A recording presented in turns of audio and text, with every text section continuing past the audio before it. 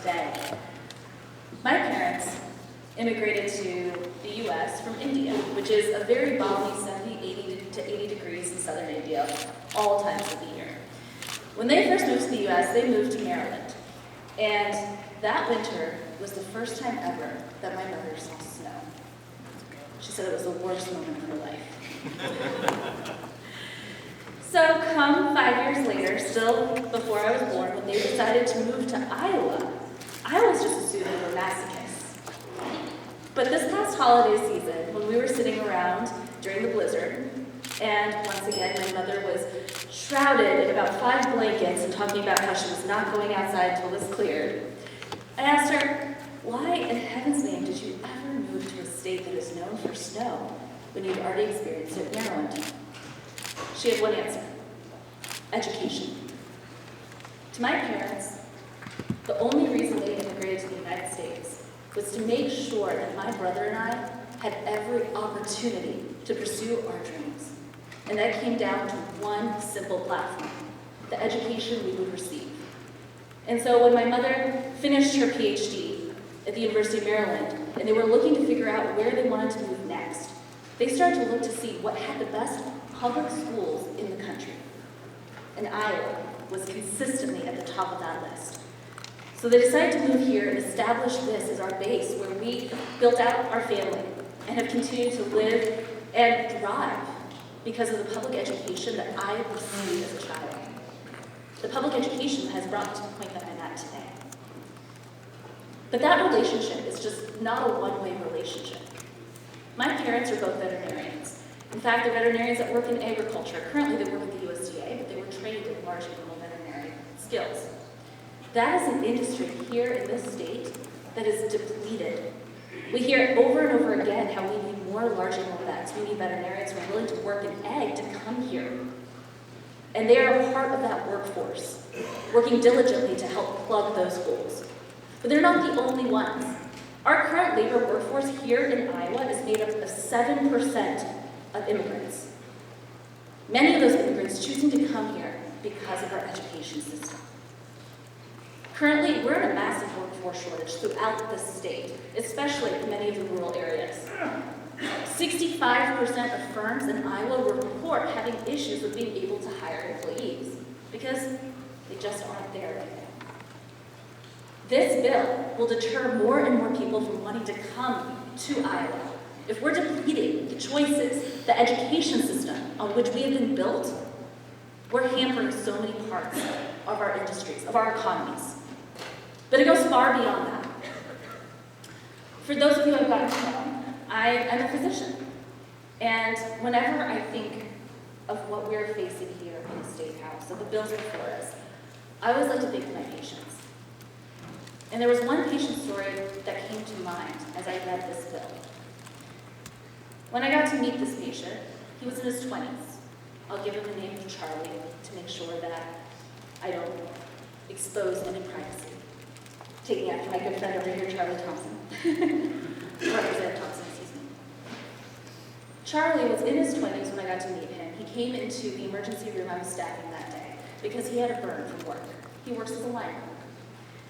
And I started just talking to him as I was treating his burn and asked him what got him into cooking.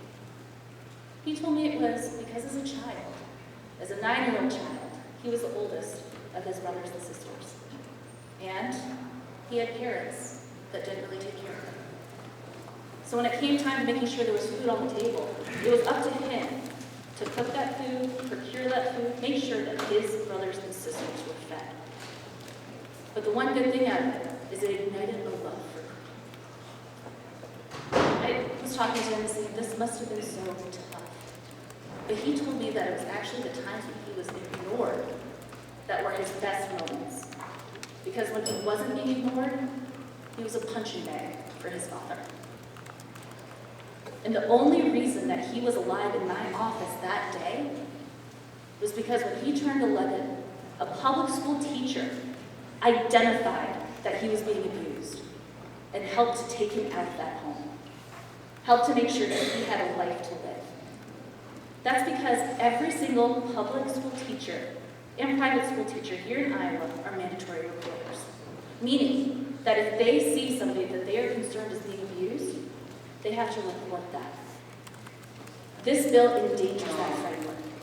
Because under this bill, it will enable students to receive the $7,500 into savings accounts if they go to an online school.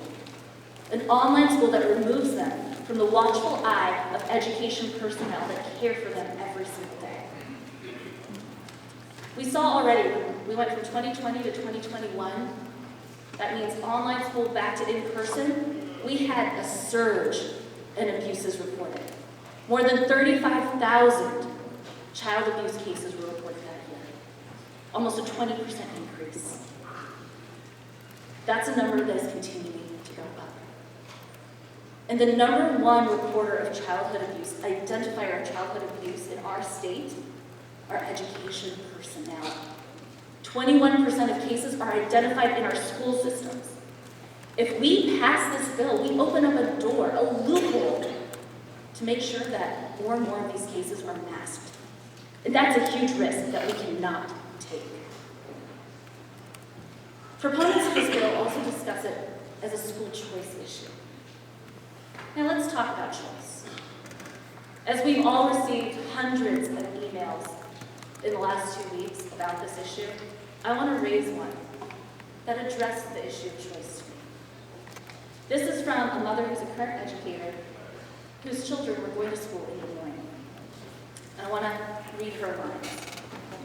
My story for you begins from the day that I enrolled my son into kindergarten at a local private school here in Des Moines. After the second day of school, I was called into a meeting with the principal. She proceeded to tell me that my son could not continue to be a student there because they simply did not know what to do with him. She proceeded to tell me that he crawled under the table and cried and did not come out from under the table, so they did not know what to do with him. Therefore, because we were told he could no longer attend there, we enrolled him into the public school. His sister attended the same private school, and each day we would drive by the school or go to pick her up, and he would cry and beg to go to school here. He was never allowed back. He was not given that choice. Luckily, because of our wonderful public school systems and the teachers and educators who were there, he was able to succeed, and now he's living independently and attending DMAC. That's a success story, but that is not a choice story. That's a story of choice being taken away, and that's what this bill will do. So I ask you, if this is really about Iowa students, if this is really about the kids here that we want to take care of, then we have to vote this down. Thank you so much.